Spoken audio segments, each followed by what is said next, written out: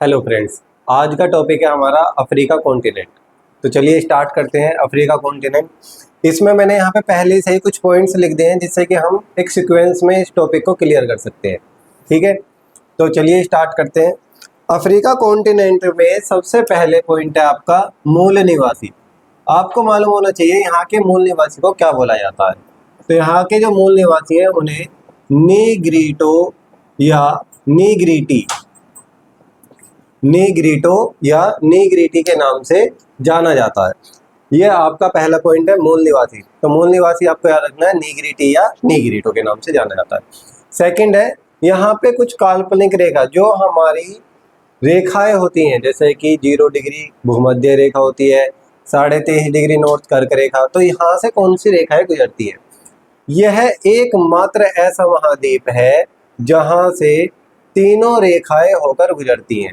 यहाँ से आपकी कर्क रेखा भी होकर गुजरती है, 0 डिग्री भी गुजरती है और मकर रेखा भी गुजरती है।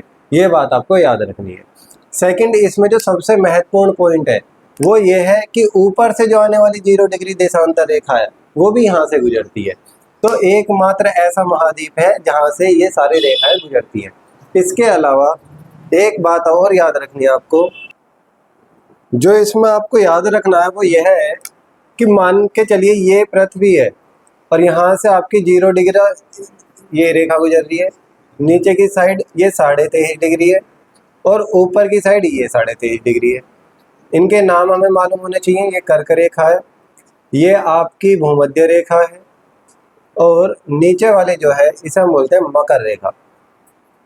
मैंने बता दिया तीनों रेखा यहाँ से होकर गुजरती हैं, लेकिन एक बहुत ही महत्वपूर्ण क्वेश्चन बनता है कि बताइए कि कौन सी नदी 2 बार इन रेखाओं को काटती है। तो ऐसी संसार में 3 ही नदियां हैं। तो आपको याद रखना है वो एलसीएम उसकी ट्रिक है। आपको नीचे से ऊपर की तरफ लिखना है कि मैथ का टॉपिक है एलसीएम। तो LCM L4 होती है हमारी एक नदी है जिसका नाम है लिम्पोपो। लिम्पोपो नदी ये हमारे अफ्रीका कॉन्टिनेंट में ही है। ऐसी C4 है कांगो नदी। कांगो नदी जो है ये भूमध्य रेखा को 2 बार काटती है, ये भी अफ्रीका कॉन्टिनेंट में ही है। देखो 2 नदी बहुत ज़्यादा इंपॉर्टेंट है क्योंकि ये दोनों अफ्रीका कॉन्टिनेंट में ही है। सबसे ज़्यादा बार कांगो पे आया क्वेश्चन कि कौन सी नदी भूमध्य रेखा को 2 बार काटती है। तो आपको याद रखना है कांगो नदी जो है वो भूमध्य रेखा को 2 बार काटती है। तीसरी M4 है आपकी माही नदी, वो भी मैं आपको यही बता देता हूँ। माही नदी जो है ये कर्क रेखा को 2 बार काटती है, बट ये हमारे इंडिया में है, एशिया कॉन्टिनेंट में पड़ता है इंडिया।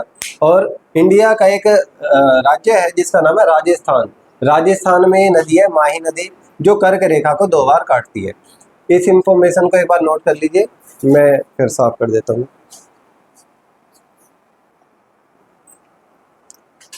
नेक्स्ट है यहाँ पे सबसे बड़ा देश कौन सा है और सबसे छोटा देश कौन सा है। तो यहाँ पे हम बात करेंगे क्षेत्रफल के अकॉर्डिंग। क्षेत्रफल के अकॉर्डिंग इस एरिया में एक अल्जीरिया नाम का देश है जो यहाँ पे क्षेत्रफल की दृष्टि से सबसे बड़ा देश है। और यहाँ पे इस साइड की तरफ है सेशेल्स जो क्षेत्रफल की दृष्टि से सबसे छोटा देश है। तो अफ्रीका कॉन्टिनेंट का सबसे बड़ा देश है अल्जीरिया और सबसे छोटा देश है सेशेल्स। इसे नोट कर लीजिए। और एक्स्ट्रा नॉलेज में आप ये भी याद रख सकते हो, जो यहाँ पे जनसंख्या के अकॉर्डिंग सबसे बड़ा देश है उसका नाम है नाइजीरिया। नाइजीरिया यहाँ का जनसंख्या की दृष्टि से सबसे बड़ा देश है। क्षेत्रफल के अकॉर्डिंग मैंने आपको बता दिया अल्जीरिया है। एक बार इसे नोट कर लीजिए, फिर आगे पॉइंट पे चलते हैं। चलिए नेक्स्ट पॉइंट की तरफ चलते हैं। यहाँ पे हमारा मरुस्थल। मरुस्थल जो है यहाँ का सबसे फेमस है जिसे आप जानते भी होंगे, सहारा मरुस्थल। सहारा डेजर्ट जो है ये विश्व का सबसे बड़ा गर्म मरुस्थल है। तो आपको याद रखना है सहारा डेजर्ट जो है वो यहाँ पे ही है। ठीक है, और क्वेश्चन ये आता है कहाँ पड़ता है, तो ये अफ्रीका के उत्तर वाले हिस्से में पड़ता है, जो आपको सबसे ज़्यादा याद रखना है। सहारा डेजर्ट है। नीचे की तरफ आप आओगे तो कालाहारी है।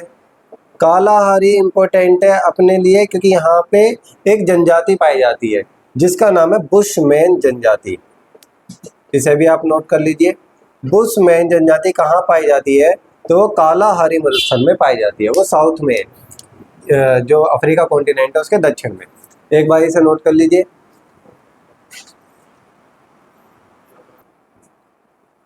चलिए नेक्स्ट पॉइंट की तरफ चलते हैं। नेक्स्ट पॉइंट में आपको याद रखना है घास के मैदान।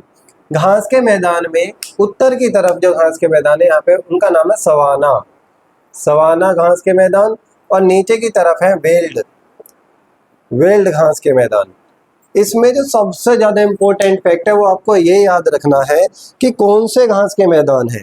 जैसे कि जो सवाना घास के मैदान है ये हमारे उष्ण कटिबंधीय घास के मैदान है, और जो वेल्ड है ये शीतोष्ण घास के मैदान है। तो शीतोष्ण और उष्ण कटिबंधीय जो आपको याद रखना है वो ये पॉइंट है यहाँ पे। तो से ही हो गया सहारा डेजर्ट और से हो गया सवाना घास का मैदान। नीचे की तरफ है कालाहारी मरुस्थल जो कि बुशमैन जनजाति के लिए फेमस है, और नीचे की तरफ ये वेल्ड घास के मैदान जो शीतोष्ण है। एक बार इसे नोट कर लीजिए। चलिए नेक्स्ट पॉइंट की तरफ चलते हैं। नेक्स्ट पॉइंट आपका पर्वत व पर्वत चोटी जो होती हैं। तो यहाँ की जो सबसे ऊंची चोटी है अफ्रीका कॉन्टिनेंट की, वो इधर की तरफ एक देश है जिसका नाम है तंजानिया। तंजानिया में पाई जाती है, उसका नाम है माउंट किलिमंजारो। Mount Kilimanjaro. ये चोटी इतनी महत्वपूर्ण है, अभी रिसेंटली यूपीएसआई का एग्जाम हुआ है 14 तारीख की सेकंड शिफ्ट में। 14 मार्च को एग्ज़ाम था, 14 मार्च सेकंड शिफ्ट में ये क्वेश्चन आया था कि माउंट किलिमंजारो किस देश में है। तो आपको याद रखना है तंजानिया में है, और यहीं से इसकी आप राजधानी याद रख सकते हो डोडोमा। तो अफ्रीका कॉन्टिनेंट की जो सबसे ऊंची चोटी है उसका नाम है माउंट किलिमंजारो। किस देश में है? तो तंजानिया में है। तंजानिया इसलिए भी फेमस है क्योंकि यहाँ पे ही विक्टोरिया झील इसके ऊपर की तरफ ही है, वो अभी हम आगे की तरफ पढ़ेंगे। और यहाँ पे कौन से पर्वत है? तो इधर एक देश है जिसका नाम है मोरक्को। मोरक्को देश में पर्वत पड़ते हैं जिनका नाम है एटलस पर्वत। एटलस पर्वत है, और एटलस पर्वत की जो यहाँ की सबसे ऊंची चोटी है उसका नाम है टोबकल या ट्यूबकल जिसे बोल सकते हैं। तो आपको याद रखना है यहाँ की सबसे ऊंची चोटी माउंट किलिमंजारो है जो तंजानिया देश में है, और मोरक्को में एक पर्वत है जो एटलस पर्वत है जिनकी सबसे ऊंची चोटी ट्यूबकल या टोबकल है। ये एटलस पर्वत जो है ये आगे की तरफ भी जा रहे हैं अलग देश में। और इसके अलावा दक्षिण अफ्रीका की तरफ यहाँ पे एक पर्वत है जिनका नाम है डेक्कन्सबर्ग के पर्वत। डेक्कन्सबर्ग के पर्वत। तो आपको यहाँ पे मोस्ट इम्पोर्टेंट तो ये किलिमंजारो ही है जो आपको याद रखनी है। Second Morocco. मोरक्को से ही आया था वो एक पर्सन था इब्न बतूता जो प्राचीन इतिहास में आया था, इतिहास में आया था। चलो नेक्स्ट यहाँ पे जल संधि। जल संधि के साथ ही हम सागर भी पढ़ लेंगे और महासागर भी। तो जल संधि जो सबसे ज्यादा इंपॉर्टेंट है वो आपकी इस तरफ पड़ती है इस एरिया में, और इसका नाम है जिब्राल्टर जल संधि।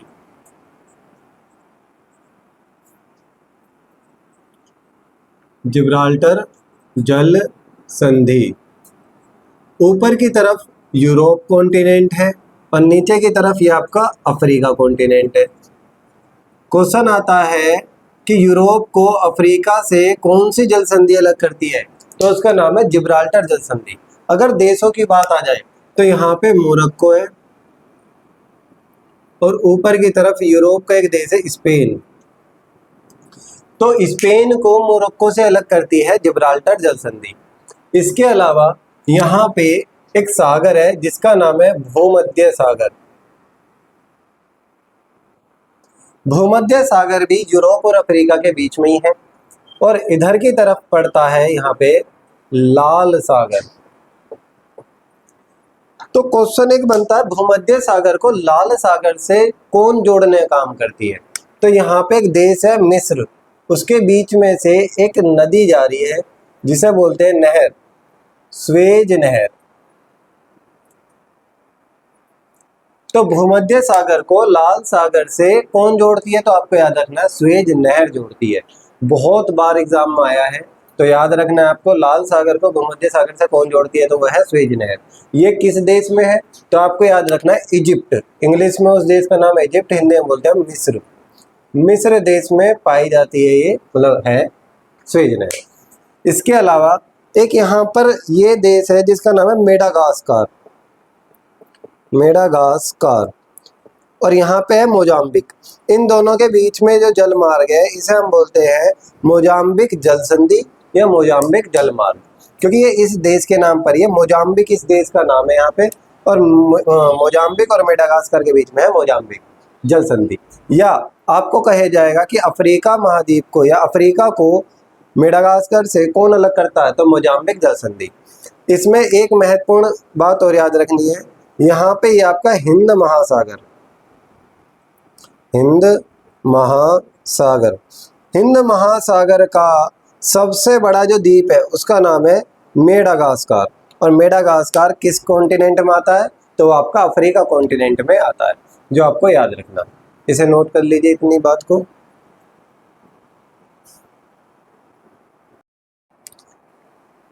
नेक्स्ट टॉपिक में आते हैं, यहाँ पे है नदी। नदी और इस पे जो भी महत्वपूर्ण बांध है वो हम यहाँ पे डिस्कस करेंगे। तो एक क्या नाम है, जो 0 डिग्री रेखा है भूमध्य रेखा, वो अफ्रीका कॉन्टिनेंट से गुजर रही है, मैंने आपको बात बता दी है। 0 डिग्री रेखा पर ही पड़ती है एक झील जिसका नाम है विक्टोरिया झील।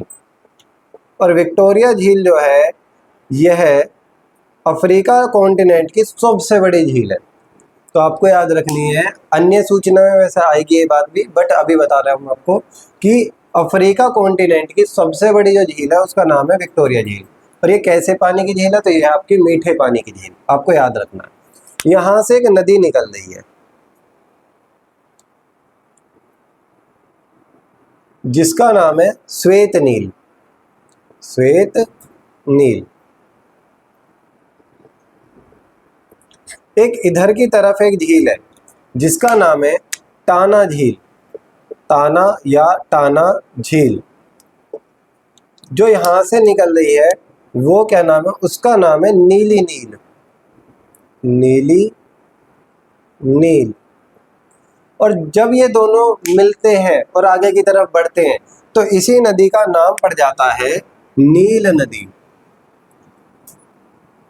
नील नदी जो है वो विश्व की सबसे लंबी नदी है। आपको ये इंपॉर्टेंट फैक्ट में याद रखना है, विश्व की सबसे बड़ी नदी कौन सी है, वह है नील नदी है। इसका उद्गम स्थल कहाँ से माना जाता है, तो विक्टोरिया झील से। एक्चुअल में कैसे है, तो विक्टोरिया झील से निकलती है श्वेत नील, टाना झील से निकलती है नीली नील, और ये दोनों जब आके मिलती हैं तो बन जाती है नील नदी। और क्वेश्चन आता है ये अपना पानी कहाँ गिराती है नील नदी जो है, तो आपको याद रखना है यहाँ पर ऊपर की तरफ भूमध्य सागर, तो भूमध्य सागर में यह अपना पानी गिराती है। इसमें और भी इंपॉर्टेंट फैक्ट है, बट पहले आप इतना ही नोट कीजिए। इसमें इंपॉर्टेंट फैक्ट में आपको याद रखना है, नील नदी पे जो बसा हुआ सबसे बड़ा नगर है उसका नाम है काहिरा। नील नदी पर बसा हुआ सबसे बड़ा नगर कौन सा है, काहिरा। और काहिरा जो है ये राजधानी है, ये राजधानी है मिस्र देश की, मिस्र देश की राजधानी है काहिरा। और काहिरा पे मतलब यहाँ पे जो किसान होते हैं, किसान को फेल्लाह के नाम से जाना जाता है, फेल्लाह की उपाधि दी गई है इन्हें। जो यहाँ के किसान हैं उन्हें फेल्लाह की उपाधि दी गई है। और एक खजूर की खेती जो होती है, खजूर के लिए बहुत फेमस है मिस्र। तो आपको याद रखना है कि काहिरा नील नदी पर बसा हुआ सबसे बड़ा नगर है, और इसे ही नील नदी का वरदान भी बोला जाता है। तो आपको याद रखना है कि काहिरा को ही नील नदी का वरदान भी बोला जाता है। और इस पे ही एक बांध है जिसका नाम है आसवान बांध, आसवान बांध। नील नदी विश्व की सबसे लंबी नदी है, इस पे बांध है आपका आसवान बांध। नील नदी पे बसा हुआ सबसे बड़ा नगर है काहिरा, काहिरा राजधानी है मिस्र की, और मिस्र के किसान को फेल्लाह के नाम से जाना जाता है, मतलब उपाधि दी गई है। और काहिरा को वरदान कहा गया, किसका, नील नदी का वरदान। क्वेश्चन आएगा नील नदी अपना पानी कहाँ गिराती है, तो भूमध्य सागर में। नील नदी कहाँ से उद्गम है, तो विक्टोरिया झील से।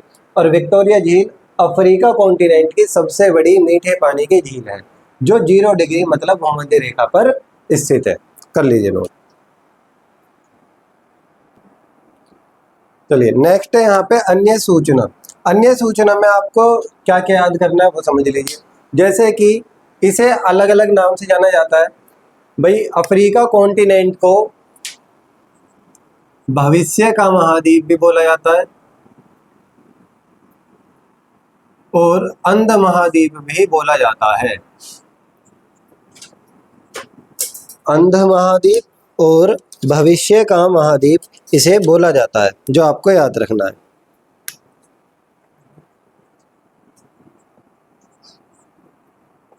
महाद्वीप। इसके अलावा यहाँ पे एक हॉर्न ऑफ अफ्रीका के नाम से फेमस है। तो हॉर्न ऑफ अफ्रीका जो है वो इस वाले एरिया में 4 देश हैं जिन्हें हम बोलते हैं हॉर्न ऑफ अफ्रीका।